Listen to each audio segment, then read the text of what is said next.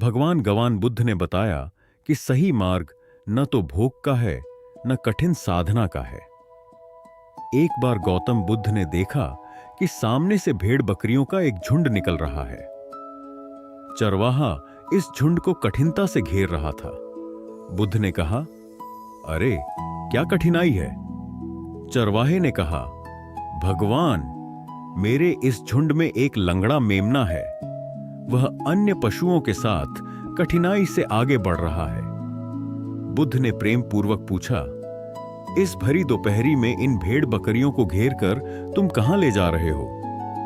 चरवाहे ने उत्तर दिया, मुझे राजा की आज्ञा मिली है कि आज सायंकाल राजा यज्ञ करा रहे हैं। उसमें बलि के लिए 100 भेड़ बकरियों की आवश्यकता है, अतः इनको वहां पहुंचाने जा रहा हूं। बुद्ध ने कहा, चलो मैं भी तुम्हारे साथ चलता हूं। उन्होंने लंगड़े मेमने को कंधे पर बिठा लिया और दोनों साथ साथ चल पड़े। जब वे नगर में घुसे तो लोगों ने देखा कि बुद्ध अपने कंधे पर एक मेमने को रखकर चले आ रहे हैं। कुछ लोग उन्हें जानते थे और कुछ नहीं भी जानते थे, पर उनके बारे में सुन रखा था।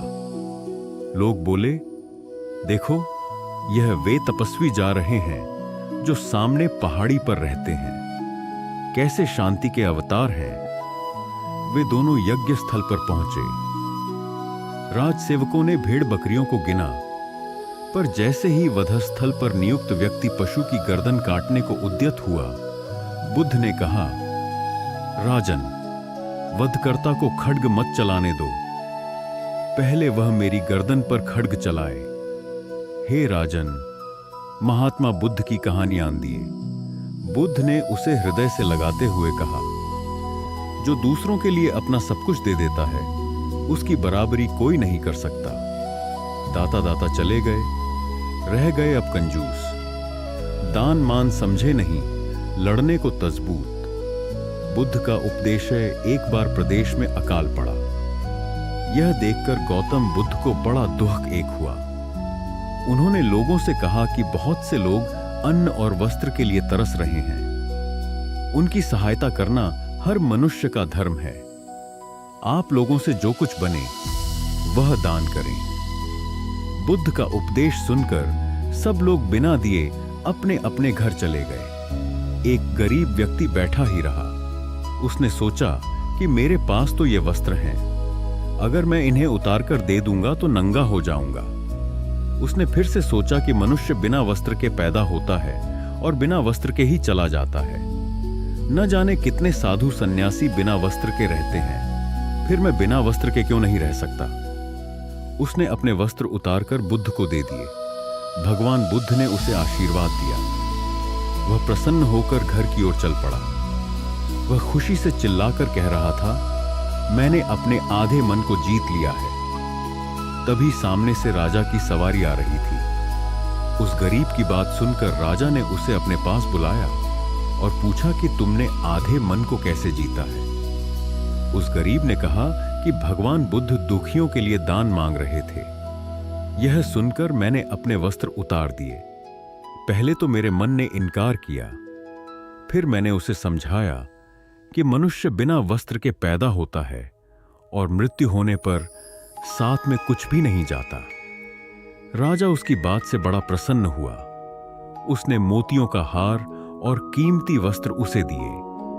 उसने वह सब ले जाकर भगवान बुद्ध के चरणों में रख। महात्मा बुद्ध की कहानियां व्यक्ति को देखकर राजकुमार का मन बहुत ही दुखी हुआ। राजकुमार ने पूछा, इसको क्या हुआ है? सारथी ने कहा, यह व्यक्ति बीमार है, इसलिए यह कराह रहा है। इस संसार में दुख और सुख दोनों हैं। यह अपने अपने भाग्य की बात है कि कोई दुखी है और कोई सुखी है। क्या मैं भी कभी बीमार हो सकता हूं? सारथी ने कहा, आप यह विचार अभी छोड़ दें, समय बड़ा बलवान होता है। ये सारी बातें कर्मों पर निर्भर करती हैं। चाहे राजा हो या रंक, सुख दुख सब पर आते हैं। अगर शरीर में कोई रोग आना है तो वह आएगा। यह सब सुनकर राजकुमार सोच में पड़ गया।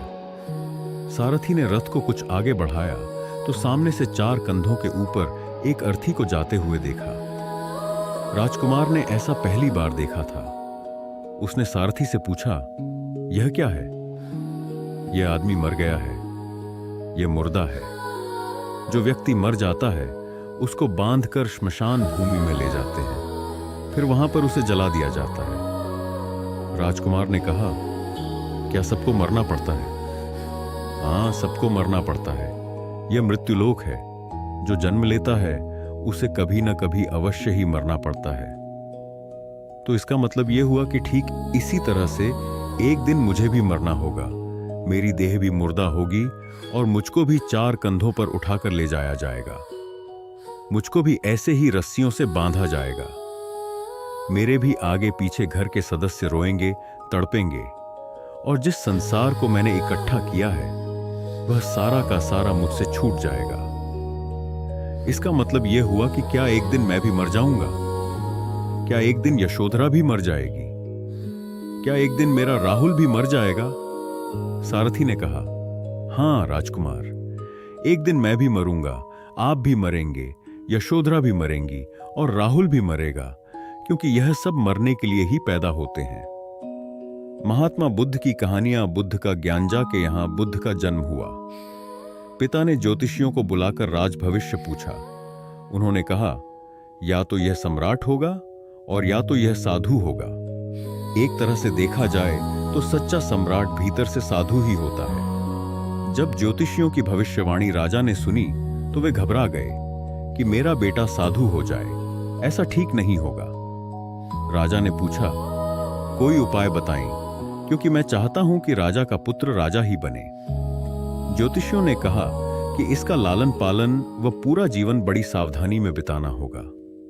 अर्थात आपका पुत्र सिद्धार्थ कभी किसी बूढ़े व्यक्ति को न देखे, कभी किसी बीमार व्यक्ति को न देखे और कभी किसी मरे हुए व्यक्ति को न देखे। जब तक ऐसा होगा तब तक वे राजा ही बने रहेंगे। अगर ऐसा नहीं हुआ तो वे साधु बन जाएंगे। राजा शुद्धोधन ने अपने पुत्र सिद्धार्थ के लिए बढ़िया से बढ़िया बड़े बड़े महल, अच्छे से अच्छा भोजन, दास दासियां और खाने पीने के सामान आदि वस्तुओं के ढेर लगा दिए। पिता ने पुत्र को सुख सुविधाओं में इतना उलझा दिया कि उसे बाहर का संसार याद ही नहीं आया। शुद्धोधन ने समझ लिया कि अब इतने सुखों के आगे साधु बनने का प्रश्न ही उपस्थित नहीं होता। वे निश्चिंत हो गए। राजा शुद्धोधन ने बिल्कुल पक्की व्यवस्था कर रखी थी कि उनका पुत्र सिद्धार्थ जीवन में कभी भी वृद्ध, बीमार और मृतक व्यक्ति को देख न सके, क्योंकि वे अपने पुत्र को खोना नहीं चाहते थे। सिद्धार्थ का जीवा का जीवन महात्मा बुद्ध की कहानियां, ऐश्वर्य और मुख सुविधाओं में बीत रहा था। उनके जवान होने पर एक सुंदर कन्या यशोधरा से उनका विवाह हो गया। विवाह हो जाने पर शुद्धोधन की आधी चिंता मिट गई। अब तो शादी हो गई, अब कहां जाएगा? अब तो मेरा पुत्र बंधन में बंध गया है, अब उसके कहीं जाने का सवाल हो नहीं उठता। 1 वर्ष बाद बेटे का भी जन्म हो गया। उसका नाम राहुल रखा गया। अब राजा शुद्धोधन को बिल्कुल पक्का विश्वास हो गया कि अब यह कहीं नहीं जा सकता। एक दिन सिद्धार्थ ने कहा कि पिताजी, आज तक मैंने कभी अपनी राजधानी नहीं देखी, आपकी आज्ञा हो तो आज देख आऊं। राजा ने कहा, हाँ हाँ, अवश्य जाओ, अपना शहर देखकर आओ। एक सारथी को भी साथ में भेजा गया कि जाओ राजकुमार को राजधानी घुमा फिरा कर लाओ। फिर भी राजा ने चाक चौबंद इंतजाम कर रखा था कि कहीं चूक न हो जाए। सिद्धार्थ के लिए राजधानी के प्रमुख मार्ग खूब सजाए गए थे, पर घूमते घूमते सिद्धार्थ ने थोड़ा उल्टा मार्ग ले लिया। वे उस मार्ग से गुजरने लगे जहां पर तैयारी नहीं थी, और आज उनको बहुत आश्चर्य हुआ जब पहली बार उन्होंने एक बूढ़े आदमी को देखा। कमर झुकी हुई, पूरी चमड़ी में झुर्रियां पड़ी थीं। वह परेशानी और दुहक से बेहाल था। उसकी चाल बहुत धीमी थी।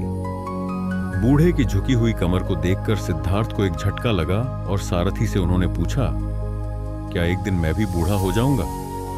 सारथी ने कहा, हां राजकुमार, हर व्यक्ति के जीवन में 3 अवस्थाएं आती हैं, बचपन, जवानी और बुढ़ापा। एक दिन तुम भी बुढ़ापे की अवस्था में जाओगे। हे राजकुमार, यह संसार का नियम है। चाहे गरीब हो या अमीर, सबका शरीर शिथिल, अर्थात बूढ़ा होता है। राजकुमार सोच में पड़ गया। सारथी ने रथ को आगे बढ़ाया तो कुछ दूरी पर एक बीमार व्यक्ति मिला जो रोगों से घिरा हुआ था। उस पीढ़ी महात्मा बुद्ध की कहानियां श्रद्धेय ध्येय। भरत लाल शर्मा ऋषियों के ज्ञान को सरल एवं सुबोध शब्दों में जन जन में प्रसारित कर रहे हैं। भरत लाल शर्मा स्वयं ईश्वरीय वातावरण में रहते हैं। भौतिक स्तर पर अब उनकी कोई कामना नहीं रह गई है। उनकी आवश्यकताएं कम हैं। वे आत्मसंतुष्ट हैं और ईश्वरीय प्रेरणा पर ईश्वरीय ज्ञान को फैलाने में परम आनंद का अनुभव करते हैं। भरत लाल शर्मा अपने देश के अनेक क्षेत्रों में गए हैं और उन्होंने अपने श्रोताओं को अपनी वाणी और ज्ञान से प्रभावित किया है। Doctor Sharma London, Hong Kong, Kuala Lumpur, Singapore आदि विदेशी महानगरों में भी गए हैं। वहां उन्होंने आध्यात्मिक जिज्ञासुओं को अपने उपदेश से आनंदित एवं आलोकित किया है। उन्हें आज भी अनेक स्थानों से उपदेशार्थ आमंत्रण प्राप्त हो रहे हैं। डॉक्टर शर्मा की अनेक पुस्तकें प्रकाशित हो चुकी हैं। उनका सर्वत्र स्वागत हुआ है। बुद्ध का ज्ञान उनकी नवीनतम पुस्तक है। इसमें ईश्वरीय मार्ग पर चलने की प्रेरणा और प्रकाश है। मेरा निश्चित मत है कि यह पुस्तक अपने पाठकों को उपयोगी एवं आलोकपूर्ण लगेगी। डॉक्टर शर्मा का जीवन, वाणी और साहित्य बहुत मूल्यवान एवं महत्वपूर्ण है। उनमें लोक मंगल का भाव निहित है। डॉक्टर शर्मा के प्रति मेरी शुभकामनाएं और प्रणाम। जगदीश तोमर, अध्यक्ष, विवेकानंद केंद्र, ग्वालियर, मध्य प्रदेश। निदेशक, प्रेमचंद सृजन पीठ, उज्जैन।